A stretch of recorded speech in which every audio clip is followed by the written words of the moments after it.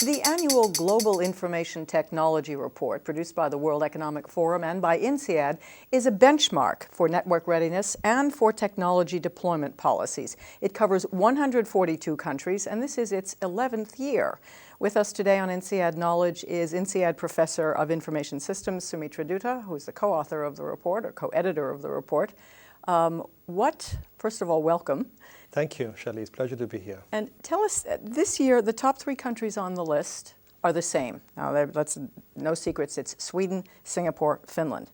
The rest of the top 10 is a shakeup. You've changed the methodology. Well, we have been observing the way technology impacts societies, governments, and companies over the last several years.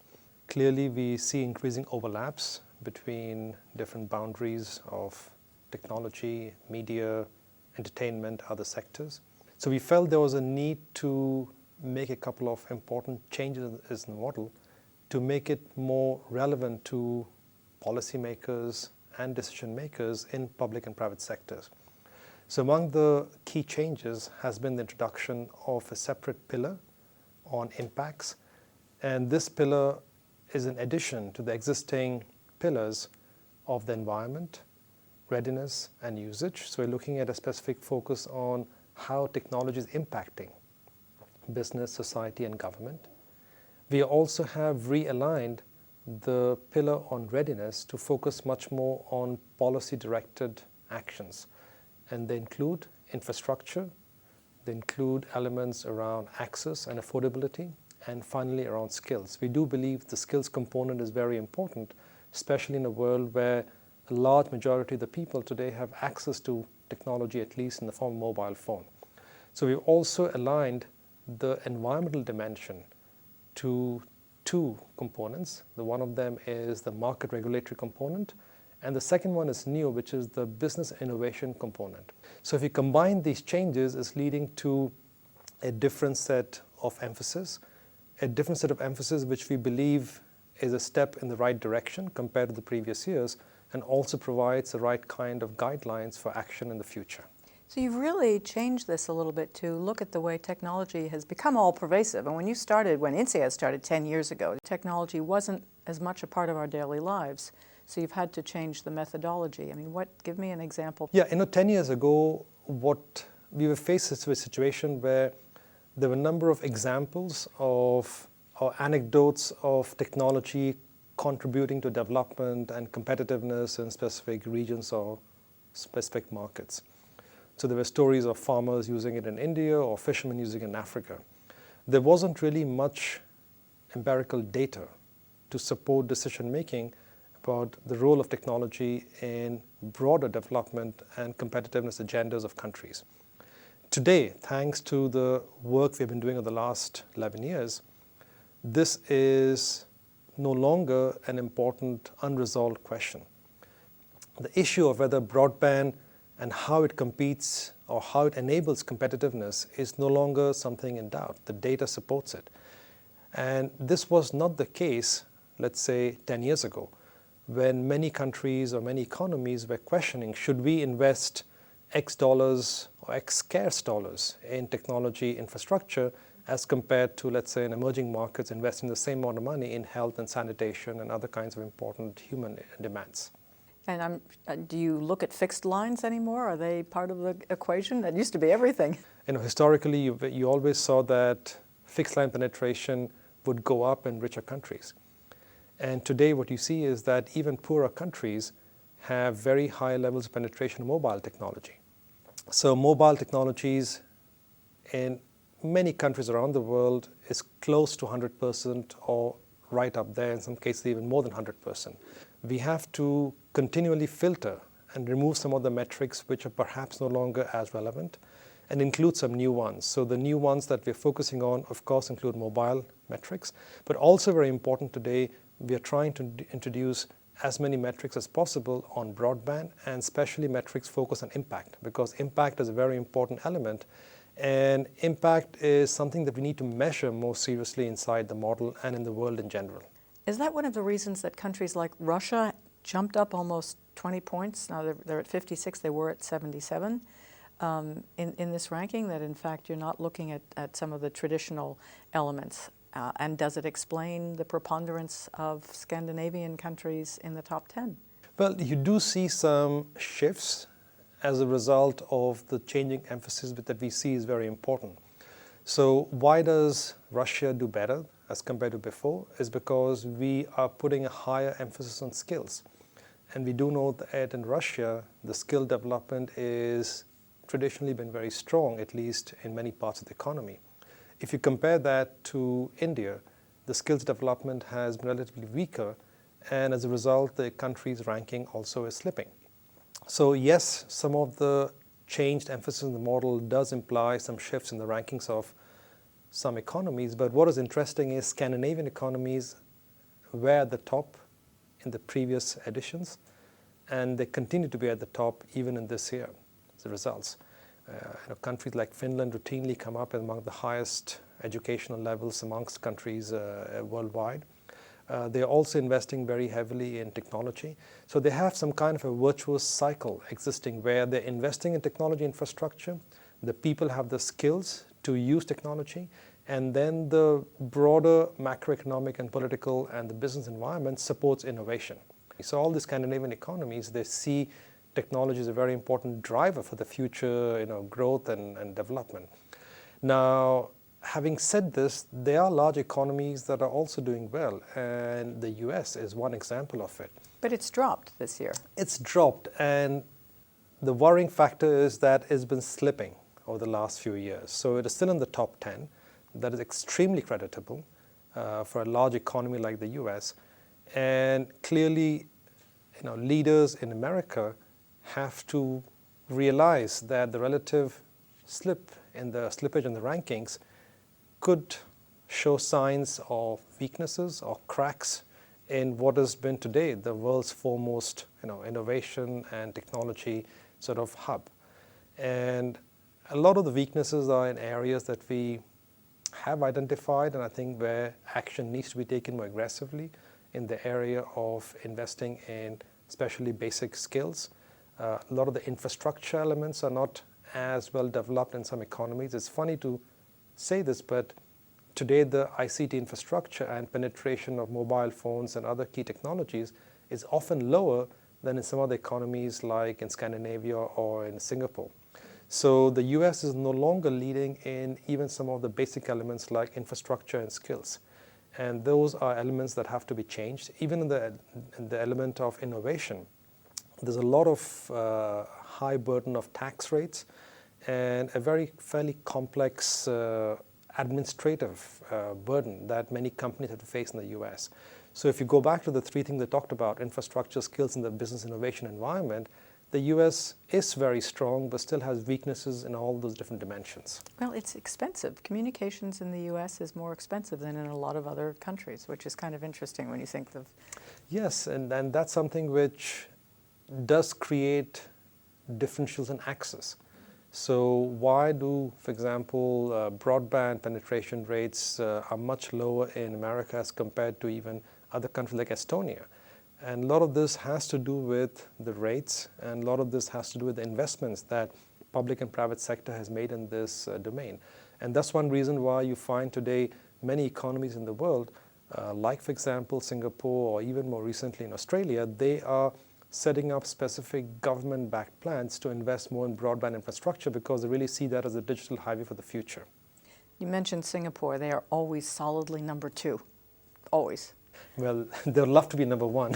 so if you ask, you go and talk to Singaporean leaders, I'm sure they're not happy with being number 2. They want to be number 1, and whom can we learn from? And so how can they do that? How can they be Sweden? So I think there are lots of ways. They're very, very good. So it's very difficult, and the differences at that level between number 1 and number 2 are very slight. But clearly, if you look at what Singapore has done correctly, they have invested very smartly in people. Human talent has been, the knowledge capital and knowledge resources has been the core of Singapore's strategy. They've created wonderful universities. They have put in place immigration policies that encourage skilled migration. They actively encourage skilled migrants to stay in the country and to adopt Singapore citizenship. Today, they're setting up a variety of innovation incubators and science parks to attract entrepreneurs inside the country. So there's a lot that Singapore is doing right. At the same time, creating the right ecosystem of innovation, especially technology-enabled innovation, takes some time. And Singapore, in my view, is on the cusp of really creating some major breakthroughs in the future. So Singapore has reached a stage of what I would term as takeoff in terms of global technology success. So what would it take for them to be number one? Or maybe I should phrase that differently. What is Sweden doing that makes it number one that Singapore isn't doing? Well, the differences, as I said, are very marginal. So I think what Sweden has, of course, is a much bigger market at its doorstep. So let's not forget that Sweden is, right in the middle of Europe, not physically, but at least, in terms of economic terms, it is very much linked to Europe. And Europe is, as a whole, the biggest economic zone in the world. So the size of the economy does create greater opportunities for innovation, greater possibilities for doing innovative developments. And Singapore doesn't necessarily enjoy some of those economies of market. Being a small island country, of course, next to very populous countries of Malaysia and Indonesia, but Malaysia and Indonesia are not necessarily the most innovative economies in the world. They are good economies, strong economies, performing well, but nowhere as innovative as many of the German or French economies in Europe. So what you see is Singapore is linking itself increasingly to India and China, because that's where it sees interesting sources of talent, and also it sees interesting opportunities for market development and innovation in these areas. In the Arab world, now it's a little more than a year past the Arab Spring. How has this impacted technology? Well, if you look at the Arab world as a region, the Middle East is the region that has made the highest relative progress in relative terms in technology deployment and use over the last, I would say, 5-6 years. So it's quite remarkable the investments the region as a whole has made in technology. Now, it is true that maybe a side result of that investment in technology was increased access, and part of it was, technology did play a role, maybe a small or a major role, depends on perspective you take, in the Arab uprising that happened across many countries. Now, you also have the other side of the coin, in which many governments are today increasingly monitoring more carefully what is being said and what is happening in social media. So technology has both sides. On one hand, it empowers people and opens up new forms of communication. On the other hand, it also creates some tensions for organization institutions to currently control many elements in their own context. So if I had to look at technology in the Middle East in general, and I think many parts of the world, I would argue that the biggest role that technology can play in these economies is in helping young people create jobs. Because there are many millions of young people in Arab countries and elsewhere who cannot find a job for themselves through jobs being created by large companies. Large companies are just simply not creating enough jobs in these economies. So the only way they can find a job is by creating a job themselves for themselves. So entrepreneurship has to be a very important part of the answer. And today, technology enables entrepreneurship in a variety of ways. So today, you're seeing a variety of innovative startups coming up in these countries. And I do believe that technology can unleash the potential of young people in the Arab world and enable them to become more entrepreneurial and ultimately lead to more growth productivity in the region. So let's look at the way governments do use this report. I mean, it is a benchmark. It has been a policy instrument. What will happen? The report will come out, people will look at the report, and then what? Well, historically, what we have seen is this report has become, in many ways, a default benchmark, if I can use a word, for assessing how successfully is a country using and deploying technology.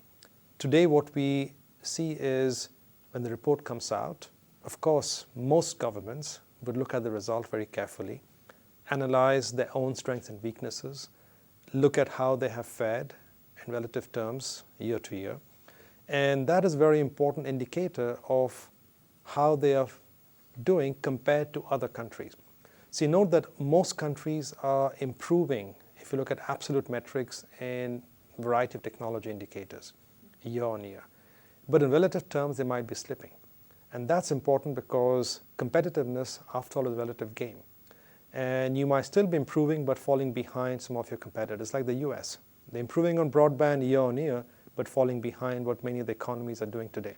So the challenge for governments is to understand what are the global benchmarks, which economies or which countries are doing it better, especially in the region, or especially amongst the countries you compete against, and then taking corrective action to make sure that you're able to move forward in the most effective way that suits your own development goals. In terms of the way you've measured all of this, you mentioned the impact component. What does that measure? And I see that Sweden is number 2 in this one, and Singapore is number 1, so they should be happy about this. What specifically does this measure? Well, the impact dimension, of course, is the newest one in terms of the model edition. And at the same time, not surprisingly, it is the most difficult one to measure. And if you take a simple example like technology in schools, you can measure the presence of personal computers in schools. You have metrics for that. But does the presence or availability of personal computers or laptops or tablets in schools enable better learning outcomes? So if you look at the impact to be a better learning outcome, the link between technology and better learning outcome is moderated by several intermediate factors. Aspects like, have the curriculum been redesigned? Have the teachers been motivated to change the way they teach? Is the infrastructure of the college suited for new modes of learning? So these kinds of intermediate factors also need to be measured to come up with the right measure of outcome. And discerning the precise impact technology on the actual outcome is a very complex issue. Overall, what kind of a picture of the world does this year's list paint for us? Well, what you see is a world that is becoming much more technology aware, much more technology dependent, and fundamentally a world where technology is becoming a part and parcel of everyday's life for everyone. Now, technology no longer is a privilege of the rich countries, and today technology is accessible to almost everyone in different countries. And in some sense, the real differentiation in terms of how countries can use technology successfully will depend upon other softer aspects like the skills development, the business innovation environment, other kinds of factors that influence the use of technology inside these economies. What I see is clearly some elements of the infrastructure, like broadband, are becoming more and more important. And I do think that broadband will require significant investments around the world. And I'm not clear, or it's not clear that the private sector will be able to make the requisite investments in all countries. So if broadband is indeed the digital highway for the future, we have to think effectively of how we can provide access to broadband in different parts of the world on a more equal basis. And this challenge remains both for emerging and developed economies. So I think raising the level of infrastructure access to include broadband access for all is a very important element that comes to me as an important strategic question on the foreground. Also very important are issues around human skills. And investing in people and allowing people to be able to use technology, the issue of skills, becomes very critical. This has always been very important. But today we are starting to see differences in take-up amongst or between across countries. Countries that have high levels of skills are able to use technology more effectively than others. And that, I think, will be a very, very key important difference for the future. And the last thing that becomes very important is the element of impact. Impact is something that you're focusing on, and I do believe that governments and economies will have to start focusing on trying to manage the impact dimension of technology. For long, governments have focused mainly on the access. Do people have access to mobile? Do people have access to internet? But today, access is not the most important issue, even though I understand that access to broadband is important. but access to technology is becoming, let's say, more of a routine issue. The more critical and the harder question is, how do you translate that access into high-level impact for the economy and fundamentally lead to greater good for individual citizens and businesses? Sumitra Dutta, thank you very much for being with us on INSEAD Knowledge. Thank you very much.